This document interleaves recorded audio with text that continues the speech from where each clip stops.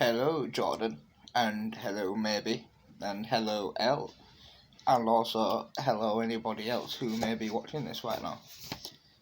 Story time part 5, which is going to be a bit longer than usual, and we're going to read the Twits.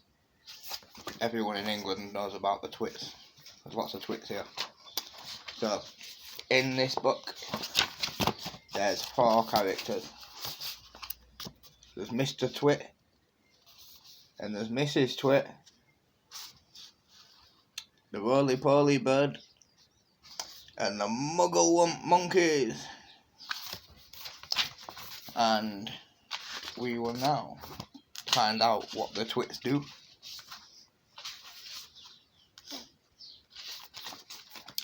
Chapter 1. Hairy Faces. What a lot of hairy-faced men there are around these days. When a man grows hair all over his face, it's impossible to tell what he really looks like. Perhaps that's why he does it. He'd rather you didn't know. And then there's the problem of washing. When the very hairy ones wash their faces, it must be a bigger job as when you or your mummy wash your hair on your heads. So what I want to know is this. How often do all these hairy-faced men wash their faces?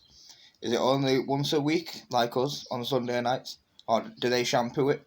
Do they use a hairdryer? Do they rub hair tonic in to stop their faces from going bald? Do they go to the barber to have their hairy faces cut and trimmed? Or do they do it themselves in front of the mirror with little nail scissors?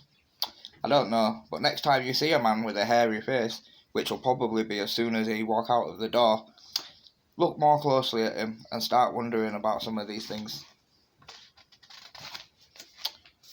Now, Mr. Twit is one of these very hairy-faced men.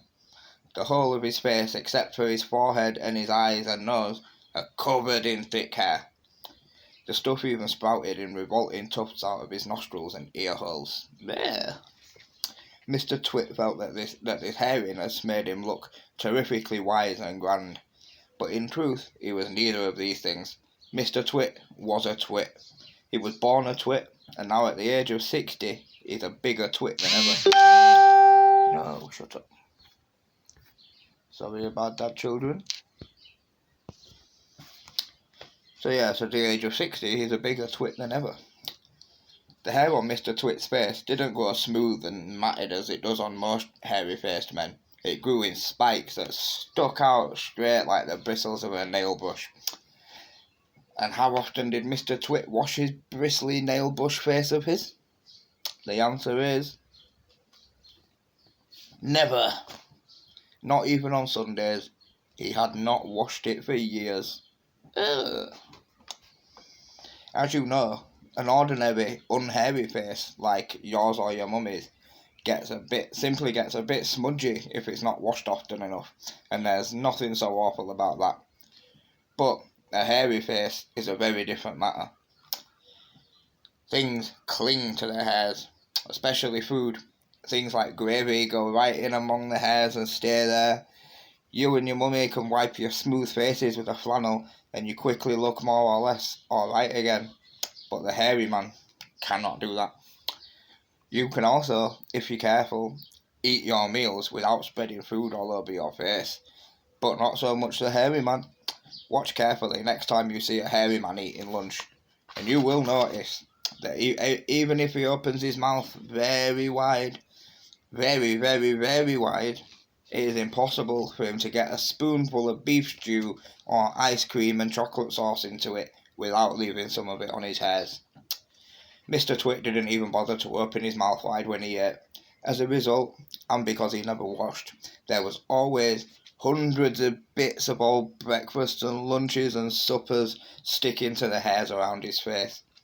They weren't big bits, mind you, because he used to wipe those off with the back of his hand or on his sleeve while he was eating.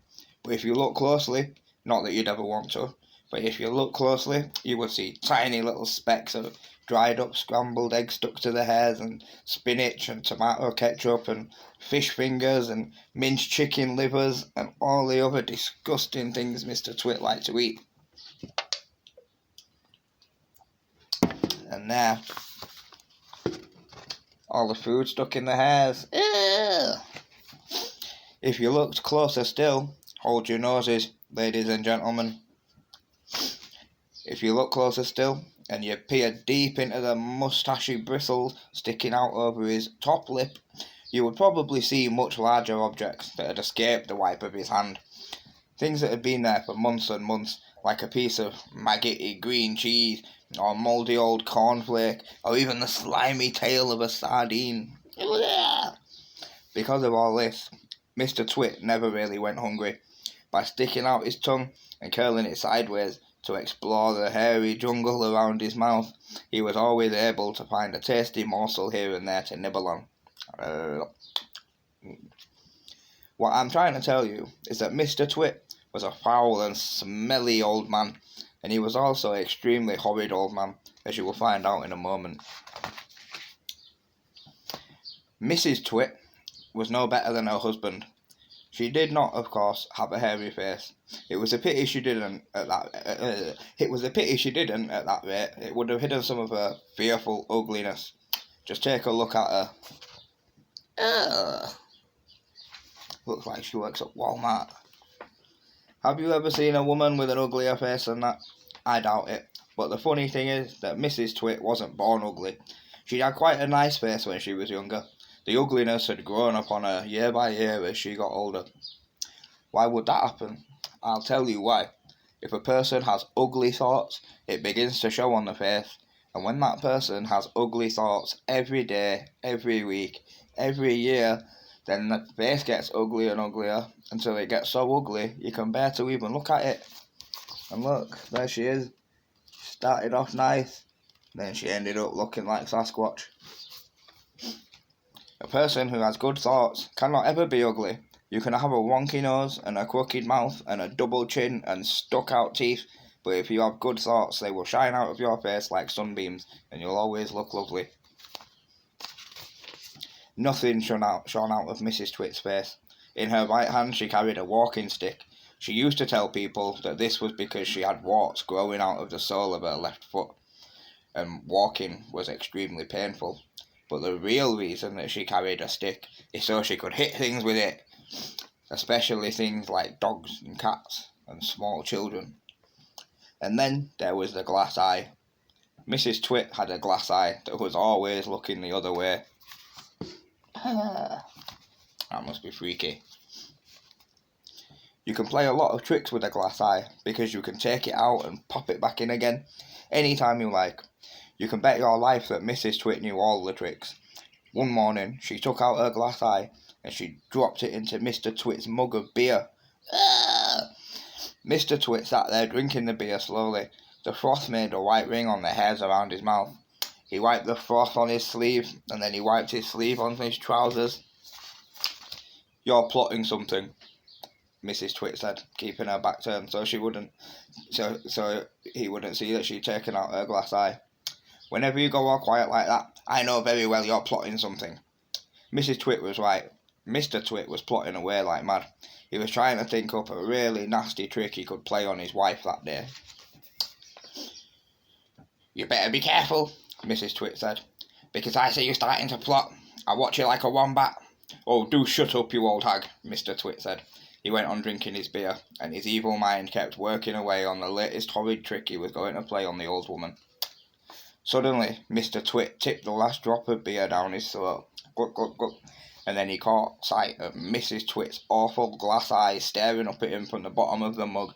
It made him jump out of his skin. "I told you I was watching you," cackled Mrs. Twit. "I've got eyes everywhere, so you better be careful." To pay her back for the glass eye in his beer, Mr. Twit decided he would put a frog in Mrs. Twit's bed. He caught a big one down by the pond, and he carried it back secretly in a box. That night, when Mrs. Twit was in the bedroom, getting ready for bed, Mr. Twit slipped the frog between her sheets. Then he got into his own bed and waited for the fun to begin. Mrs. Twit came back and climbed into her bed and put out the light. She lay there in the dark, scratching her tummy. Her tummy was itching. Dirty old hags like her always have itchy tummies. Then all at once she felt something cold and slimy crawling all over her feet, and she screamed and screamed.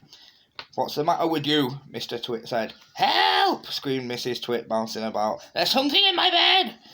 I'll bet it is, a giant sky wiggler. I saw one of them on the floor just now, Mr. Twit said. That what? Screamed Mrs. Twit. Yeah, I tried to kill it, but it got away. It's got teeth like screwdrivers. Help! Save me! It's on my feet! It'll bite off your toes. It's going to bite off your toes, he said to Mrs. Twit. Mrs. Twit fainted. Mr. Twit got out of bed and fetched a jug of cold water, and he poured the cold water all over Mrs. Twit's head to revive her.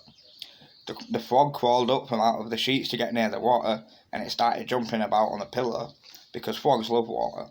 This one was having a very good time. When Mrs. Twit came to, the frog had just jumped onto her face. This is not a nice thing to happen to anybody in bed at night. She screamed again.